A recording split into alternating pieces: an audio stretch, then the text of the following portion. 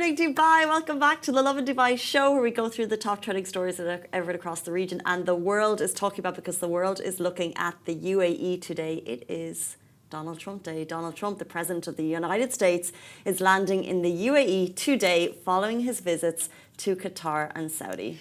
And Dubai is the fourth smartest city globally in 2025. We're going to talk about the sad story of a baby which was found in Sharjah, which is safe and well, by the way. And Dubai Civil Defense quickly controls restaurant fire in Al Barsha. The mega dream villa that was sold in Al Barari for 103 million dirhams. And later on the show, we're going to be joined by Ayman Yaman and Ghazi Yaman as they're doing a 24/7 continuous live stream for autism awareness. In today's rapid weather report, it's mostly sunny with temperatures ranging from 30 to 41 degrees. It's going to be a toasty descent for Mr. Donald Trump as he descends on the infamous flight that was a gift from Qatar. Of course, if you get a plane, you're saying yes. And as he lands in Dubai and in the UAE, we wonder something very important. I mean, we've had historic news released after his visit in Saudi. So we're only hoping for bigger and bigger news here in the UAE. Bigger and better things. Bigger and better things. My first hope is the ceasefire in Gaza. Mm-hmm. Hopefully we'll hear that soon. But yeah, it's been a historic few days if you think about it. True. Trump coming to the GCC. It's been amazing. And yesterday we spoke about the pledges on both sides, the sanctions being lifted from Syria. Here, apparently there's going to be a lot of AI talk, which is a bit beyond what I can... It's beyond my sense of understanding. Like, there'll be a lot of chips. And this is why we're becoming the smartest cities globally. Yeah, exactly. But I was trying to, because, you know, with all this tariff and trade talk, and Trump wants to bring production back into the US, and that's why he tried to impose such strict tariffs on China. And I was looking into, you know, what are the things actually made in the States that people love? And What are the things that are made in the States? The slinky. I mean, maybe we don't have to worry about tariffs anymore, maybe. But what are the things that we... We don't here, but the slinky. What's a slinky? The slinky. It's, you know, what would you describe it? It was a round metal thing that goes like this, and you push it down the stairs, and it's the slinky. What? Do you have a picture of a slinky? What's a slinky? Guys, you know a slinky. What is a slinky? Oh, Ayman's saying he's on his way. We're excited to have you on the show, Ayman. We're waiting for you. Oh my God. Oh yeah, Ayman, of course. We're going to be welcoming him very soon. He's on the way. Where is he? Yeah, he's driving here. He's saying he's on the way. On the line. 8:50, Ayman. We can wait. We'll wait for you. Ayman, do you know what a slinky is? Is this my generation? What is this? Is this? How can I get the slinky up on the live? Excuse me? Perfect. A spring. A what? A spring with a different color. What's a pookie thing? Like a laboo? Like a pookie. Or is it this thing that like... Yes! Oh! Hold on, I'm going to blow your mind right now. Okay, I think I know what you're talking about. If we could divert our attention to the LED screen, we've just got a massive Is it the thing that goes up and down? I don't know how to describe. Oddly satisfying slinkies. They've also were the creators of the crayon. The Crayola crayon is an American... The crayon? The crayon is American. Okay, that's something I know. That's something I use. Exploding Kittens cat game. Do you know the card game Exploding Kittens? No. I know. Do you know Uno? Yes. So Exploding Kittens is another... Oh, I know this. The slinky. I never knew what they were called. What a cute name. So... What about the yo-yo? It's not coming up here. Is the yo-yo American? As an American export. Is yo-yo an American... A fidget made in America?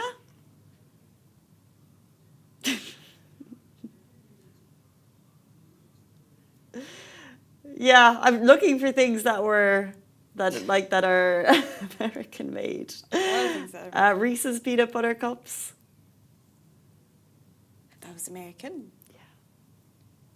That's actually something that I really love.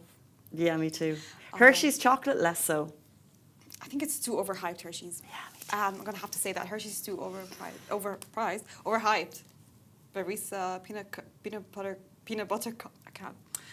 cups. They're iconic. Yeah, they are like last meal situation. They're so good. They're so good. They're too sweet though. Um, Sweet, please. So we will bring you the updates as soon as we have them once Donald Trump lands.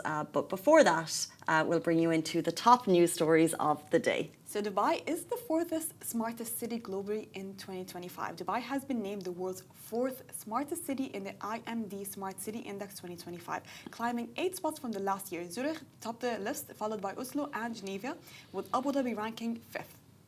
This index evaluates how effectively cities use digital technology to improve residents' quality of life.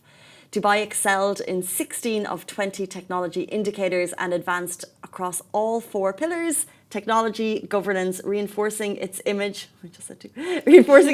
as a digital-first, future-forward city. And Dubai residents showed strong satisfaction, 86.5% praised internet speed, 78.3% appreciated free public Wi-Fi, improving access to service, and 89.3% felt safer thanks to CCTV. Dubai is also recognized as a top fintech hub with venture capital-backed foreign direct investment surging 39% in 2024.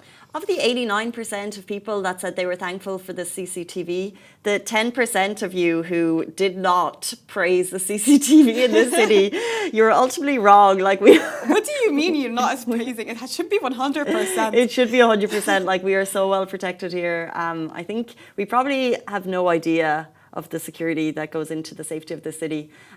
But as well as that, over half of the new FDI projects include high to medium tech, reflecting Dubai's commitment to innovation and AI integration across government and business sectors.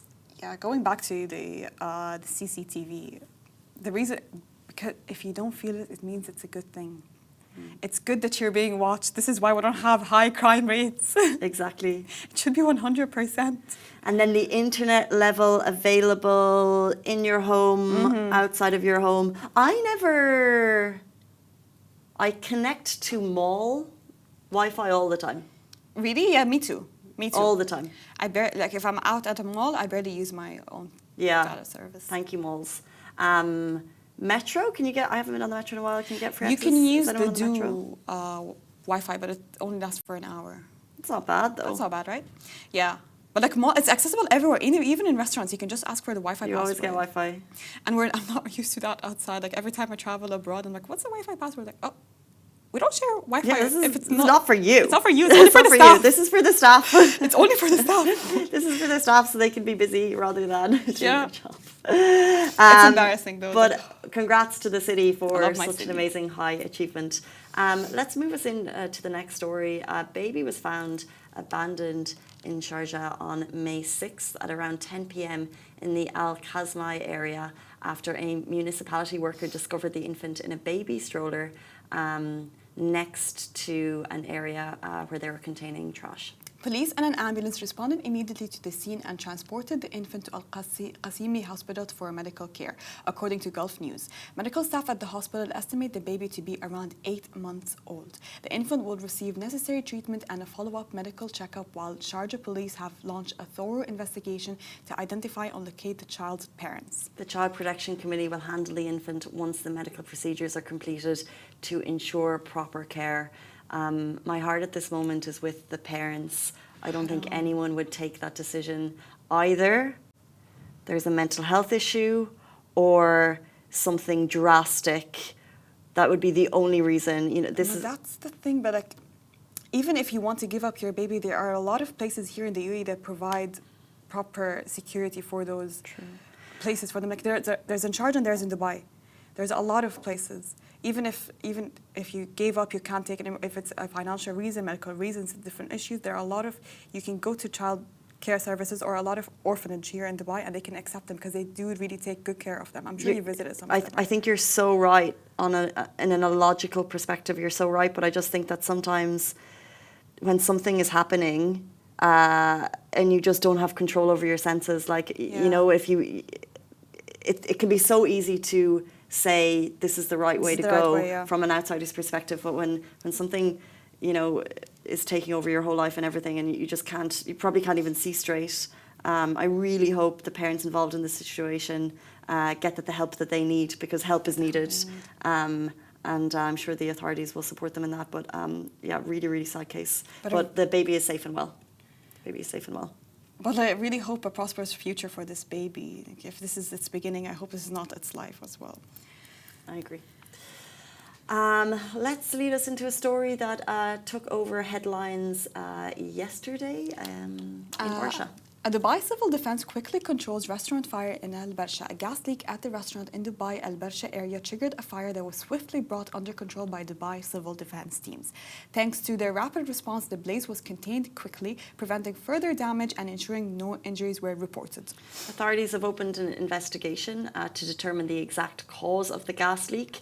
Dubai police took to X to praise the civil defence, stating Dubai civil defence team successfully brought under control in record time a fire caused by a gas leak in a restaurant in the Barsha area. The videos, I'm sure you all saw, of just as the restaurant owner here, I'm sure it's just so devastating, so devastating. So glad to hear from the authorities that no injuries or casualties have been reported. And I hope they find the cause so that they can make sure it doesn't happen again. This is what they're doing right now. They've asked everyone to evacuate the building. They're having a thorough investigation to make sure what caused the fire. Is it because of the restaurant? Is it because of something that had to do with the building service? So for the next 2 days, everyone had to evacuate the building. And to make sure that everyone is safe and nothing occurs again, they've asked everyone to evacuate. Do you think we as people need to maybe re-educate ourselves about fire safety? Because 2 nights ago, there was a smell in my apartment. Yeah, it scares me. And it was a burning smell. And so we had just made toast. So that's, yeah, we had just burnt toast off. But it lasted. And there was a socket that there had been something old in the socket before. So I was like, what is this? But then the smell continued for about 10 minutes. So opened the window, went out to the corridor, and I did all the checks. The smell was still there, but I was like, I sat down and watched TV, But what should I do in that situation? I don't know, because I had opened the window, there was no smell in the corridor. I didn't know what it was. Sometimes it happens, by the way, because of wire. It's not because a fire might break out. But sometimes if you leave, because sometimes when I use my straightener, I smell like a fire. I don't know if you feel like there's. I think that's the hair. What heat? Or the heat? I don't know, but because sometimes when I straighten my hair, and because it takes a long time for me to straighten my hair, I don't know, it releases this certain fire smell for some reason. I don't think it's my hair, it's the straightener. They say that you have to switch it off after you use it. Of course, that's what I do. Yeah. But still, while I'm using it, it just has that smell, fire smell. And I've just gotten used to it. Is that dangerous? Someone tell me. What does... I think that's your hair. I think that's your hair. What do you guys think that is? What should Massa do? What should I do? Does she stop straightening her hair? Does she buy a new straightener? How old is the straightener? 2 years old. Okay, so... It's new. It's new. Yeah. That's new in straightener life. I have insurance on that. Heat protection? I put heat protection. I don't think what high heat is the straighteners on? Ooh, 200. I have curly hair. What? I have curly hair. Is the optimum heat for hair straighteners that won't damage your hair? Thank you, AI. Okay, the optimum heat for hair straighteners that will not damage your hair. Oh. Am I in the average weight? For fine, thin, or damaged hair, you should be doing 120 to 150. How would you describe your hair? I would say it's not thick, it's not thin, it's in the middle. For normal, healthy, straight wavy hair, it's got to be between 150 and 180. It's too hot, Masa. But I have pretty hair. For very thick, coily, or resistant hair, over 200 is fine. But you don't have no, I don't have thick coiled hair. For thick, coarse, or curly, it's saying 180 to 200. 180 to 200? If it's thick? That's what it's saying. But otherwise, it won't be straightened. I just go over it twice, that's it. One time and then twice, and then we're done. Anyway. We've digressed. We digress. I'd say Yeah, I would use it. Because then I'm like, if I'm ever going to bother do it, I may as well just do it right. True. Get it done. Okay. Thankfully, no casualties reported. If you'd like more information on that, it's on our feed from yesterday. It moves us into our next story. We're talking about a villa in Al Barari that sold for the hefty sum of 103 million dirham. Imagine the real estate commission in that. This is an ultra luxurious custom built. It's a Villa Y3 at Koa Amaya in Al Barari. It sold for a record breaking 6,313 dirham per square foot. And that's just not a typo, that's just a lot of money. And this is 222,804 square feet, a masterpiece. It's so massive. This is a 5-bedroom mansion, comes with its own private rooftop bar and lounge, a fully equipped gym, and an executive grade home office. Basically, it's a billionaire's dream pad. Excuse me, sorry, I had a sneeze coming. And the final price, let me just double check the price on this. Let me get that up for you. Thanks to Koa Dubai for the images. The sale was made by Maria Mars Global, while Allsop and Allsop were the listed sellers on this. I always, I could be so wrong on this, and I hope there's some real estate agents watching who can correct me, but if you're making a sale, let me just get the sale price so then we can work out how much commission these guys are making. So, but it has to be split. You make the sale, it's split. Split between who? The commission has to be split between the agency and the real estate agent. Well, all I think is 10%. Okay, so it's 107 million, not 103, 107 million dirhams. Wow. And I'm like 10% to the agent. But obviously, if I sold a $107 million dirham mansion, I would expect more than 10% commission. Excuse me, Yani. If I was able to sell that, I need more. More. This is you made it's a 107 million dirham mansion. Okay, if you were able to convince someone to spend that much amount of money, you need more. What's 10% of 107 million? 1.7 million? 1.2 million? 1.7 million. So you would expect, and how long, I saw when so this home, by the way, it's in Al Barari, this is the neighbourhood you can see behind us. It's gorgeous. Very stunning, feels like a nature reserve in the middle of the desert. And I saw when they listed this property, it was about a month ago. I want to see the property now. But you're saying, so a month of work, my persuasion. 1.7 million dirham, probably divided up between a few. My work, my tactics. I managed to convince this person. My notebook of rich people. My connections. Of interested buyers. My connections. My way of getting into this person's mind and telling them you need to buy this house. If you were able to convince a person to spend this much amount of money, you'll deserve more than 10%. What if you're the buyer, Massa? Are you happy giving the agent more than 10%? Yeah. Agents are just like, by the way, Massa's looking for a rental. No, don't. She's looking for a rental. Real estate agent, don't come at me, please. She's happy to take your number, and she's willing to pay more than 10% because you are working hard, and she respects. She respects your graft. She respects your hustle, and she thinks you deserve it. So those real estate agents are gonna come at me now, please. Like, it took me time to keep those phone calls off my call logs, please. Yeah, interesting. So much on the real estate front. Oh no, someone's saying your math is not good. Tell us then. Tell us how much. Oh, it's 10.7 million is 10%. Okay, never mind. I take it back. Our math is awful if you've watched the show for any length of time. I'm so sorry. That was me. I'm so sorry. That was me. I was like 1.7 million, and I was so happy with myself that I got it. I was so happy. I was like, it's 1.7. This is why we're in media. Otherwise, would have been in finance. Exactly. We're looking for a house as a family, but don't come at me, please, real estate agents. I know how to look for houses. Thank you so much. But she'll look for it herself, and she's still happy to give you that 10%. Al Barari's luxury game is officially on another level. If you haven't seen the homes, you can take a look on our feed. Okay, next up, we are super excited to welcome our next guest. They are doing a 24/7 continuous live stream for autism awareness. We've got Ayman and Kazian back on the show. We're going to ask them why. Stay tuned.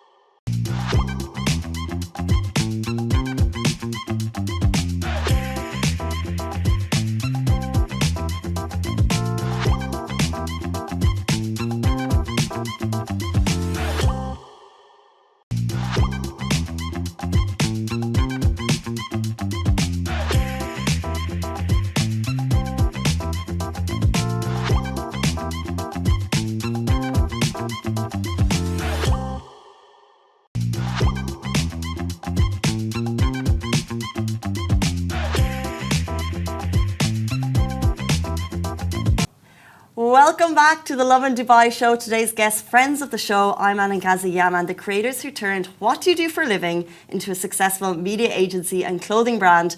They are now using the platform for an amazing cause. Inspired by their brother Karim, who has autism, Ayman is now leading a 10-day live stream campaign to raise support for Dubai autism awareness. Welcome to the show. We're also live on YouTube, which is so cool, guys. Thank you so much for being here. Thank you so much, Casey and Masa, for letting us come here. We're excited to see you guys. Appreciate it. So you're live streaming for 10 days, continuous 10 days. Tell us why. So we want to spread awareness about autism. The closest person to us, who our brother Karim, he has autism, and a lot of people when we go out, they don't understand that, you know, he has autism. It's different cases, different everything. So we decided to document the journey, 10 days straight, eating, sleeping, everything we're doing, it is on live. So if you ever miss us, guys, just open YouTube, open live, you're gonna see what we're doing. No, but like, I want to get to learning more about autism for both of our audiences, but like, when you're sleeping, because there's two guys here who are filming every moment of this. Yeah. What's happening when you're sleeping, and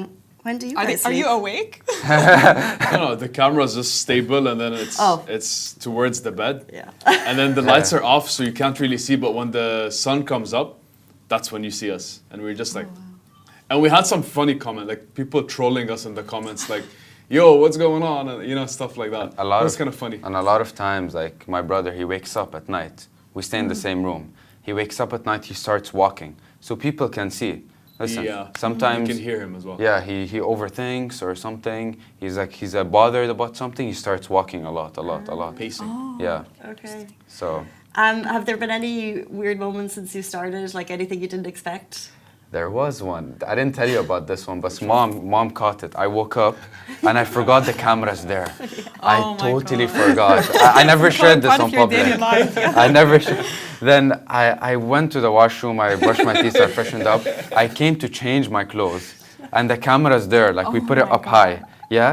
I opened. I changed my clothes. I removed my And pants. then he gets a text. Ding! No. Before getting text, I wear my clothes. Then I look. Then I finish. I look back. I'm like. No, did they catch it on camera? Yeah, I was like, the camera's on. I felt like I'm in a show or something. I did a mistake. Then mom texted me. He's like, camera's on. What are you doing? Oh my God. Oh, I love these Has my live son got to? streams. Yeah. I'm done. Oh my God. So how many days have you been going on live? So is this your third day? 5. Fifth day. I believe so, yeah. Have you This is received? 5 in the morning, so we still have the whole day. Oh, so Yeah. this is the fifth day Yeah. today. And have you received any supportive messages from your Lot. fans, or maybe So someone many. who has a sibling that suffers from autism? Yeah. And what kind of messages do you get? So I get on the live a lot of time. Thank you so much for spreading awareness. We need this. And also my private message be like, what you're doing is amazing. This is helping a lot. Even when we went to Dubai Autism Center, we visit them. They're like, guys, thank you so much. You know, we need more people to spread awareness. Now, recently I saw my friend, and he was like, in the United States, 32 kids, 3 of them have autism. So 3% of the population of the United States has autism. It tripled from 10 years ago, from a decade. So it's good to spread awareness about it. For sure. And can you tell us a little bit about growing up with chemo? What was it like as siblings of someone with autism? When did you kind of realize that your relationship might be different? You know, I always say this. If you have a sibling who have autism or a relative, a cousin, treat them normal. Karim, True. I treat him like super normal. Like sometimes we fight. Other times we're like, bro, why did you do this, man? Like, treat them as normal. Yeah. If you start treating them in a special way or talk to them in a specific way, because they're genius. People who have autism, they're genius. They know exactly, you know, okay, you're treating me different because I'm a bit weird, you know, or I'm a bit different, or I don't know what you're thinking about me. This is what they always think. So treat him as normal as possible. He's gonna love you, not just love you. He's gonna be like, no, I like this person. He's real with me. He doesn't fake it. So nothing's no difference. Like, for example, imagine someone with no autism, Yeah. and you put so much pressure on them, and you kind of like not giving them the right environment. They're not gonna flourish. They're not gonna be able to, you know, make it. Sorry. I'm warning a lot. So they're not gonna be able to make it and even reach their full potential. Now imagine someone with autism that kind of learns different, works different, thinks different. And imagine we don't put the right environment for them, and we don't put the support, and they might need more support. They won't reach their full potential. But someone with autism, their full potential is more than our wildest dreams, because a lot of them have God-given powers. When God doesn't give you something, He gives you something else. True. So what they can achieve and what they can accomplish is beyond what we think is possible. Like, for example, look what Elon Musk did. And he is diagnosed with autism. So that's why I believe if you push them and not just, you know, be extra nice. And I don't like it when people put this voice like, hey, buddy, Like baby how talk, you doing? yeah. Yeah. Like, bro, Yeah. they understand, you know, they have feelings too. So like Emma was saying, like, be very straight, be very real with them. But at the same time, show them that, you know, you care, you know, you're there for them. For example, like, for me, for example, you can say bad things to me, you can humiliate me, you can do whatever you want. I might take it, I might not say anything. But when it comes to chemo and someone does something like that, I go all out like, yo, you know, this is not acceptable, you know what I mean? Sure. So yeah. So what would you say is chemo's daily life challenges, maybe, on day-to-day basis? Karim's daily life challenges. He walks 50,000 steps a day. Mashallah, what is it? That's not a challenge. He enjoys that. He No, walks. I mean, I was talking to him. He's like, no.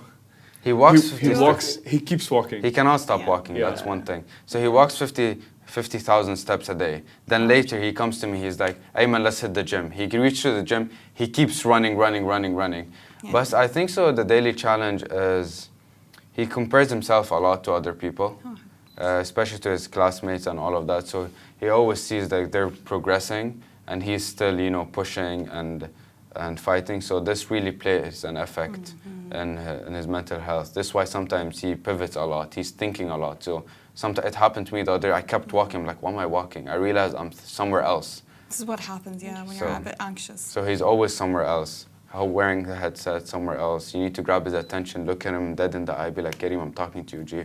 Listen to me.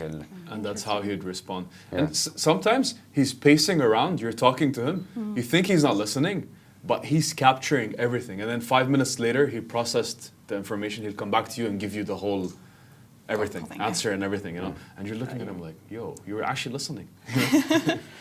You mentioned schools, and I know you're working closely with Dubai Autism Awareness. So, like, what changes would you like to see in schooling communities? What can we do better to make our society more inclusive to autism?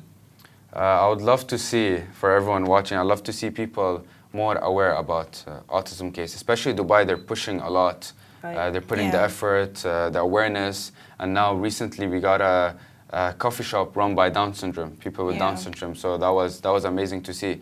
But I'd just like to see how people, they know how to deal with people with autism. You know, they're genius. They're way smarter than all of us here. You put a math equation, their brains work in a way, they solve it really quick. So treat them as normal. And yeah, it's not hard, you know, super easy. Treat them as normal, be accepting. If you see someone at the gym walking, pacing a lot, and he comes up to you, he just says hi and he leaves, don't be like, what a weirdo, you know? Just understand. We get that a lot sometimes, and like, come on, man, you know? They're not hurting anyone, they're not annoying anyone, and like, you know, there's a lot of people, let them be, let them do their thing, you know? So yeah, that stigma should be something that people know. And then when you see someone that's not acting like they should, just know that they might have autism, and then you know, be respectful as well. So on that note, what do you think is a common misconception about autism? That they don't understand. Yeah. The way sometimes I see that's people talking to them is like, bro, why are you talking to my brother like that, bro? I know he's looking at him like this. Then Karim just walks away.